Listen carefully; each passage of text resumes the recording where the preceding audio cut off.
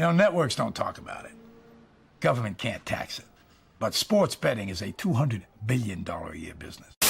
That's a major U.S. Supreme Court ruling that could open the door for legalized sports betting all across the country. The Supreme Court is giving the green light for states to determine on their own whether they want to legalize sports gambling. Tell Donahue his next pick is good for 20 grand, but I need him to guarantee a win, okay? I need a lock. He's not that fucking good. No, Tommy, he has to. All right, he has to, or else they're going to kill me. Do you realize this, Tommy? They're going to fucking kill me. I can't afford to gamble anymore. I need a fucking lock. Good Thursday morning. Welcome on into Lock Talk. Jake O'Kane with you again for more conference tournament action. This is the big one. This is the big day that really kicks off everything. I've been saying that feels like every single morning, but today we get almost 50 games, almost a 50-50 split on daytime action versus evening action. And I've got 11 that I'm going to run through today. If you tailed yesterday, kind of a wild one, ended up 3-5, could have been 4-4, could have been 5-3. It was really one of those days where a lot of stuff was teetering right on the brink, but still up 8 units as we roll into day number 13 of March Madness. And before we hop into today's action, we want to shout out Lock Talk. Got back on the app yesterday, talked with a few people. It was a blast. Always good to get back and get talking with folks. Definitely hop on there. Google Play Store, App Store, easy download, easy use. Really, there's nothing hard about it. Lock Talk, LOCCTOCC, not how we spell it here on the stream. All right, man. Let's get right into it because, again, I've got a lot of action. We try to keep these things under 15 minutes. Let's get cooking. All right, Georgia Tech Duke is going to start us off. We're going under 143.5. Charlotte has been an underfest to start the ACC tournament. 3 of yesterday's 4 games came up short of their total: 126, 132, 151, and 123. Now we get maybe the country's best defense up against a Georgia Tech offense that is ranked 241 in rating, 186th in scoring, 212th in shooting, 196th in three-point shooting, and are 310th from the free throw line. Now, Duke, their ability to limit shot making is very, very impressive. They rank 4th nationally, holding teams to just 38% from the field. Teams slash a brutal 38-31-72 against them. Game 1 was an 82-56 final for the Blue Devils on the road. Per their MO, they held Georgia Tech to just 36% from the field, out-rebounded the Jackets 35-20. I think we're going to see Duke lock in. They're going to blow them out. To keep us below the allotted total, though, I mean, 143 just seems a little bit high because even in 82-56, we're staying underneath our total. I don't think Georgia Tech touches 60, and I think we'll see Duke hang out somewhere in the 80s. Next one, Iowa State team total in this one, over 74.5 against BYU. Not super shocked from the totals. The game 10 days ago went into double overtime, and it finished with an inflated 173 points. This time around, I don't see ISU scoring 24 points in the first half. BYU's defense, prototypical pack the paint. They shoot, or they make you shoot out of it. They rank 57th in 2-point field goal attempts, but move up to 330th from 3. Teams are shooting just 34% from distance. And in game 1, ISU shot just 8 of 28. Like I mentioned, that first half was absolutely flat, but we saw them play 30 more minutes of game time. In that pace, they played to an 80-point team total pace. Unlike seasons past, the Cyclones, they are top 100 in pace, top 25 in offense, and are averaging over 80 points per game. Far removed from the team that I saw play Wisconsin in Milwaukee in one of the lowest scoring games I've ever seen. I think it was 46-44. It was absolutely ridiculous. That was Tyrese Halliburton absolutely shellacked my Badgers in Milwaukee. What a blast that was. I can never get this damn thing. Oh, there it goes. Anyways, Iowa State in this one. Like I said, far removed from that low-scoring game back in 23. As I mentioned, rough shooting night last time out, but this is a team that shoots 35% on the season. It absolutely should improve from distance. They also get to the line at the top 20 rate, which we really, really like when we're playing these team totals, and they are dynamite at the line, shooting 76%. All of the stats here, they kind of bake into the fact that I think this thing is soaring over. I've got 0.6 units on it because we're covering a little bit of juice here on a team total. Moving right along, I got Xavier plus 2.5 against Marquette. Oh, boo, you're fading your rival again. Abso-fucking-lutely. I will always pray on MU's downfall. I do not care. The Golden Eagles are backing up the bus. They crawled into the tournament. They won just 4 of their last 10. An interesting one. St. John's, we bet this game, completely stole one on senior day over the weekend. Felt like a decimating blow to the Golden Eagles. This game was a 1-1 split during the regular season. Each team took one on the other's home floor. The game plan for Xavier to me is simple in this. You got to get it sloppy, and you got to get sloppy quick. In their win in Milwaukee, it was 59-57. We saw Marquette come out to an 11-point lead, but then they just kind of sat. They kind of sat the rest of the game. It wasn't super, super efficient, but talk about efficient. That's kind of what we saw, or non-efficient is what we saw out of the Musketeers. They weathered a 2 of 17 3-point shooting game and stole one at Marquette. They've won 8 of their last 10. They've covered 9 of their last 10, and they've held opponents in 5 of their last 6 to under 70 points. I think the game plan is pretty simple here. I think you try to muck this thing up, play it ugly, and I like Xavier catching a couple of points here. This next one hurts. It's the first time I've done it, I think, ever in this program's history. I'm going Northwestern plus 7.5 against my Wisconsin Badgers. Like I said, first time in history, I think I'm fading the Badgers. As much as I love to talk shit about Marquette, a lot of it's projections about the insecurities of my own team. Since the Purdue-Illinois back-to-back wins, this group just does not look the same, in my opinion. The Oregon-Michigan State trio, or Penn State trio of losses, they all seem to hurt in different ways. I really, really hope I'm wrong, but yeah, I'm fading Wisconsin plus 7.5 to Northwestern. Next one, we are going to run back San Jose State, who won for us yesterday. They are catching 14.5 against the Lobos of New Mexico.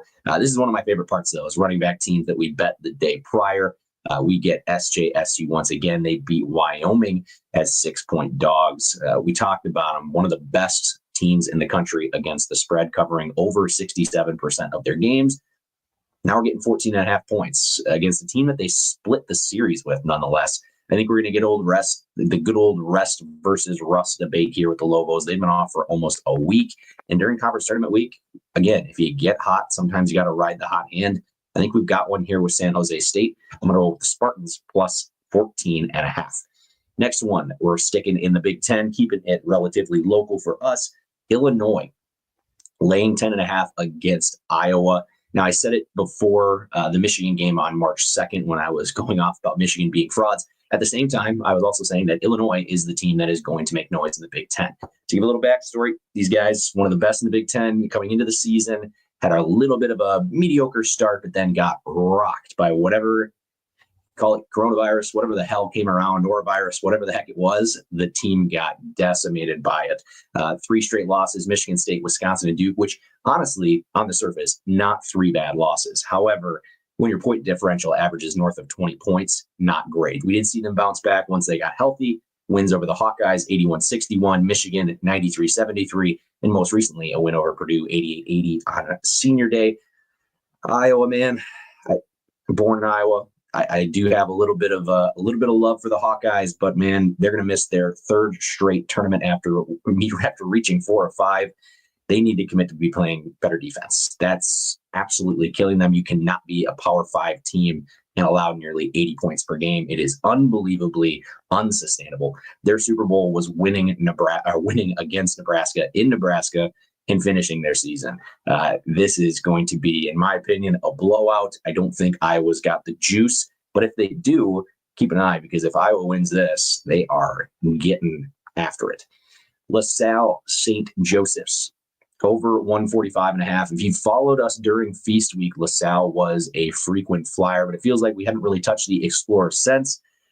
Hell of a test today. 12.5-point dogs against the St. Joseph Hawks. I'm not playing the spread. Instead, I think these two are going to get out and run. We saw all 3 A-10 games go over yesterday. No worries about shooting woes in the Cap One Arena out there in D.C. LaSalle runs at a top 100 pace. St. Joe's not far outside at 138. The Hawks actually feature a top 100 offense, featuring 76 points per game with a top 50 shot volume. marker. And yes, those shots actually pretty much about as respectable as it gets. They slash 45, 35, 75. On defense, they rank in the top 100 in scoring, but we see an 11% increase when they are playing in conference. So they definitely took advantage of some lowly non-conference teams. They allow teams to run and gun, though. Their defense ranks 349th in 2-point field goal percentages, running teams off of the line. They also limit free throw opportunities, but we've seen how this team can let others dictate the pace. We literally saw it on March 8th. LaSalle hung 81, beat the Hawks outright. It may look hairy at times, guys, but I really do think we stay the course. LaSalle, St. Joe's over 145.5. Let's move over to, we're going to go to the Mountain West. Colorado State. Starting to get a runny nose here. Hold on. 'Tis the season. Nothing better than blowing the nose on stream. All right. Mountain West. Laying 5.5 here. Colorado State against Nevada. CSU is a wagon I have not hopped on, but I am happy to join. They have won and covered in 8 of their past 10, as well as 5 straight. We got a top 50 efficiency offense, 61st in defense. They got a Ken Pom ranking of 51. That's nothing to shake a stick at. A lot of people talk about Boise State, New Mexico, old head ass San Diego State, new head ass fucking Utah State. But we need to be talking about the Rams. On the other sideline, Nevada did get a much needed win after a 3-game skid, but it was Fresno. And if you watch the Mountain West, yeah, you get it. They played twice this season. CSU won on the road as 8-point dogs, recently covered 3.5 with ease at home. The Wolfpack 3-8 away from home against the spread, and just 1-6 this year playing the role as the underdog. If this thing gets tight down the stretch, there's probably no mid-major that I'm more comfortable with getting to the line than Colorado State. They shoot 79% from the charity stripe. That is very, very impressive. I'm going to lay 5.5 there with Colorado State. Next one, little late night money line parlay action. Not late night. I guess this is kind of in the middle of the evening. I've got UConn is going to be the first leg of that. Haven't heard from these Huskies all year, have we? I think we're going to hear from them a lot more. I think we've seen a lot of disrespect that UConn has received in either the media. If you ask Hurley, it's in the officiating. I don't particularly look at it that way, but Dan Hurley's Dan Hurley, and that's why college basketball is the best. Anyways, let's talk UConn. This is still the back-to-back champs. Obviously, the talent isn't all there, but the discipline, I think, is. They rattled off 4 wins to round out the season. They come in as a 3 seed facing Nova, and we've talked about Nova being, teetering, being back in the national spotlight, probably not fully back. They've been winning of late, but they benefited from 4 games against 2 against Seton Hall, Georgetown, and Butler, and actually they lost the game to Georgetown. So Nova, I still don't think is that impressive. I will say, though, they were solid at home. Away, though, 3-8 straight up, 3-8 against the spread. Clemson comes in, not Clemson, a little foreshadowing there. UConn, rather, comes in, I think, the much more disrespected team in this scenario. They're laying, I think, 6.5 is where that line's at right now. But we're going to play the money line and roll on to the second leg, which is, like I said, Clemson. Clemson is facing SMU. And again, we've been just betting the Tigers over the last few weeks. Chase Hunter and company looking to make that final leap to the Final Four. They dominated for us on senior night, which was awesome. They've won 9 of their past 10, covered in 8 of them. They're just gassing teams down the stretch. And one of those teams was SMU. It was a 79-69 victory in Dallas for the Tigers. They shot the absolute lights out and showed that getting bullied on the boards doesn't always pay off. I think they're going to benefit from the whistle because I'll tell you what, if you watched that game against SMU, they did not get any benefits. And I think we're going to get a little bit more Clemson orange in the crowd here over in the ACC tournament. I'm actually going to pair this up for 3/4 of a unit. Again, it is Clemson and UConn. Last game before we get out of here, UK. Is it UK? Yeah, UK, technically. I'm like, UK, KU. No, KU's Kansas. UK, Kentucky, laying 5.5 against OU, Oklahoma. Speaking of the hot hand, OU has won and covered in 5 straight heading into today, but I think this is going to be the one that douses the fire. I like Kentucky in this spot. Big old morale victory over Mizzou. I think they're playing some prove-it ball. Earlier this season, it was an 82-83 win for UK in Norman. OU shot that game 50-40-70. They just kind of hung in there till the absolute bitter end. That's been kind of the Sooners story this season. When shots drop, they can hang. Kentucky, on the other hand, they come with a defense ranked outside the top 200, but they've held opponents to just 30% from three, which is good for 26th nationally.